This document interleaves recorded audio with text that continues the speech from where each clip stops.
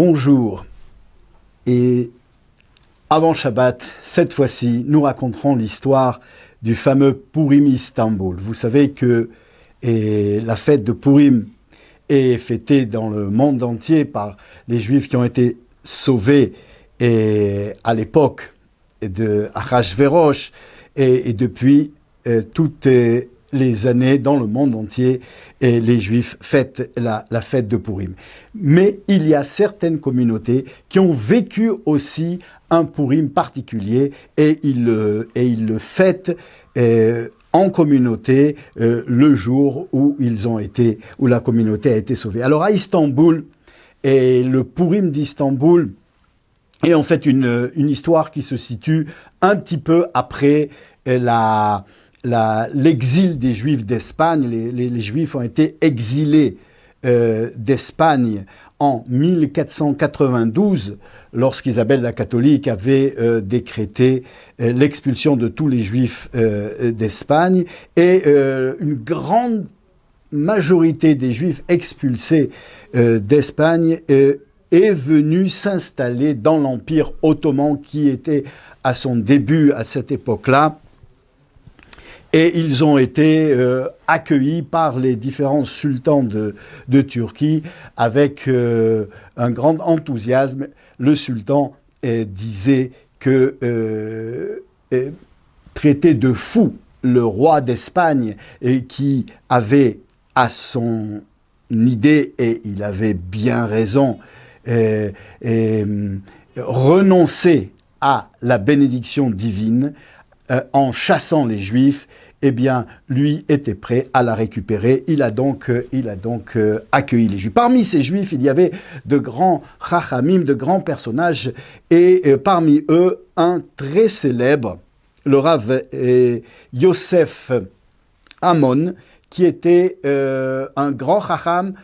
Il était aussi médecin, il était aussi doué d'une grande intelligence des choses de la vie. Il était tout de suite reconnu par le sultan et il était devenu son médecin. Son fils, qui était lui un rescapé de l'exil d'Espagne, qui était arrivé en Turquie à l'âge d'1 an, Rabbi Moshe Amon, va lui succéder. Il sera le médecin et on peut dire un peu l'homme de confiance du sultan à cette époque-là.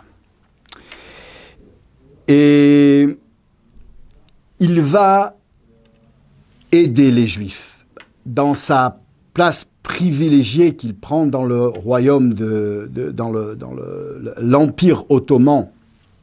À l'époque, il a une place privilégiée où il peut aider les Juifs. Il se trouve que même dans cet endroit du monde, les Juifs ont souffert terriblement de l'antisémitisme.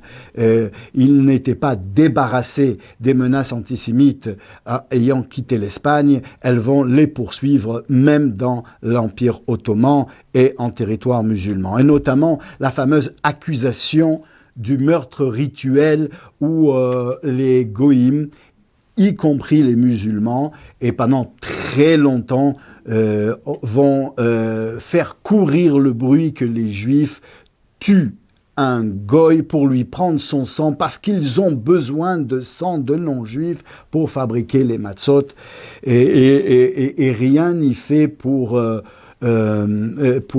déjouer cette tendance à vouloir accuser les Juifs toujours de crimes rituels.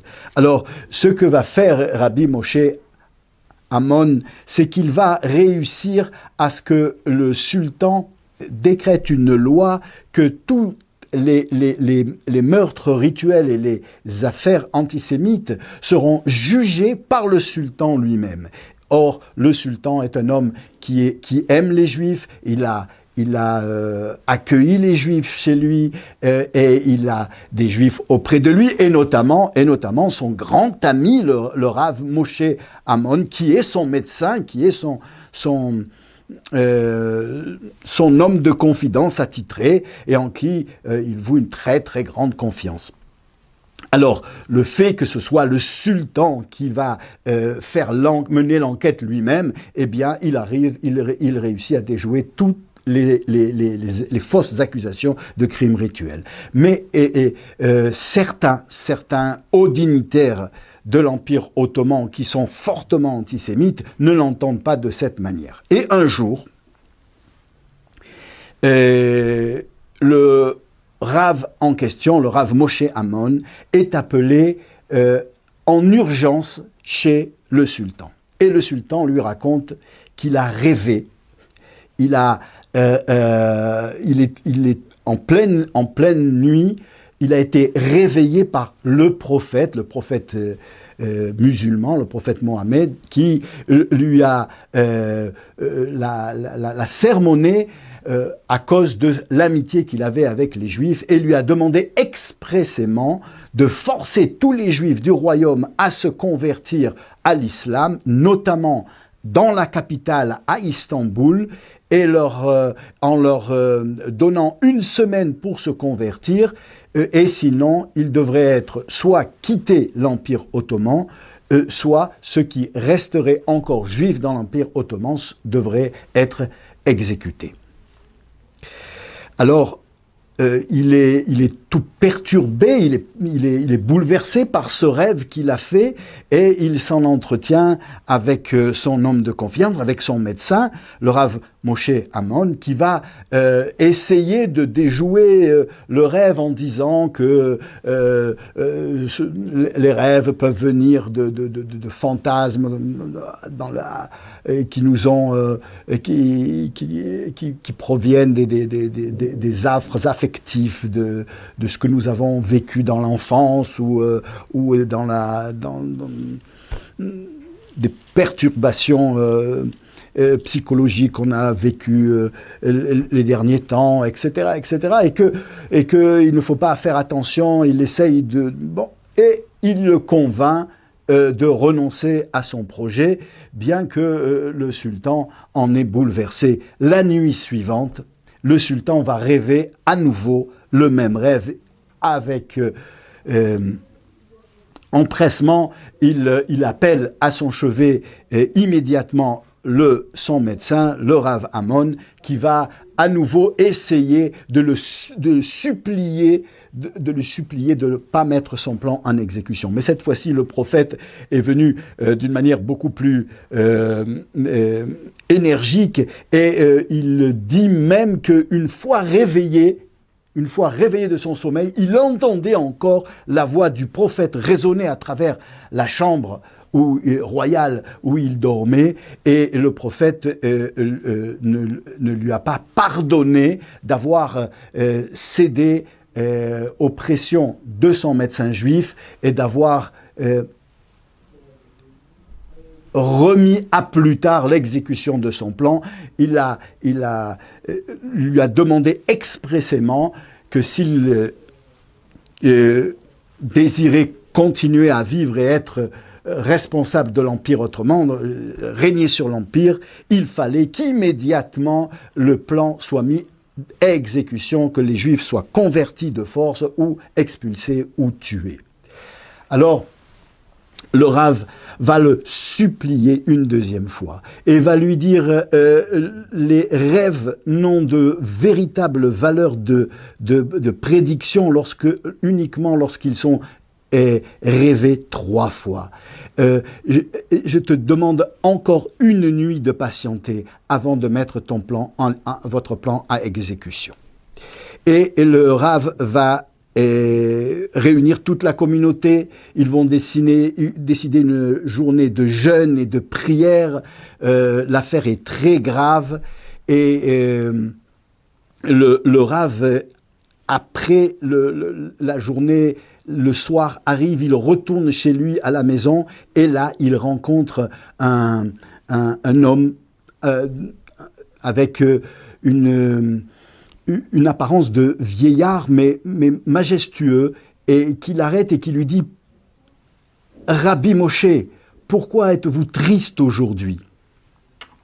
Et il va lui expliquer, il va lui raconter l'affaire. Et le Rav, le vieillard en question va lui dire « Assure-toi qu'il n'y a pas une autre entrée secrète à la chambre royale. » Et puis, le personnage a disparu, le vieillard a disparu. Alors il comprend qu'il y a quelque chose de surnaturel dans l'affaire.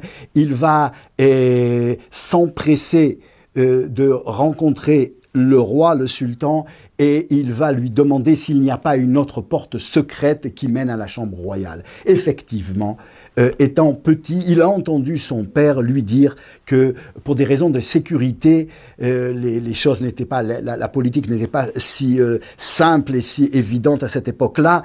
Il avait préparé une porte de sortie au cas d'un danger et où que personne ne connaissait et qui menait en dehors du palais si jamais il y avait eu un danger et qu'il aurait fallu sortir par cette sortie secrète. Alors, le Rav Amon va mettre des gardes et lui-même demander au sultan de rester dans la chambre pendant la nuit. Et durant son sommeil, à nouveau, le sultan est réveillé par une voix terrible qui va crier qu'il est le prophète. Et à ce moment-là, le Rav Amon va ordonner aux gardes d'ouvrir la porte secrète. Et effectivement, derrière cette porte se trouve le fameux prophète, entre guillemets. C'était en fait le vizir, c'était le vice-roi, qui était un homme extrêmement antisémite et qui connaissait l'endroit secret de la sortie la sortie secrète du palais par la porte qui était cachée, qui donnait donc sur la chambre royale, et c'était lui qui prenait une voix comme venant d'outre-tombe et faisait croire au roi qu'il était le prophète qui lui apparaissait en rêve. Et le sultan était Soliman le Magnifique, était en colère d'une manière inimaginable. Il a fait pendre sur le champ le vice-roi en question, et les Juifs ont été sauvés, et d'année en année, ils fêtaient ce jour-là la fête de Purim d'Istanbul. Que Dieu nous délivre de cette galoute noire et si longue, et que nous puissions nous réveiller de ce cauchemar de galoute, et comme le dit David Ameller dans les Tehillim, Aïnu kecholmim, lorsque Mashiach viendra, nous serons comme des gens qui ont rêvé un mauvais rêve, que la galoute soit très rapidement, ne soit plus qu'un mauvais rêve, avec l'arrivée de Mashiach très très prochainement, dans la santé et dans la joie. Amen.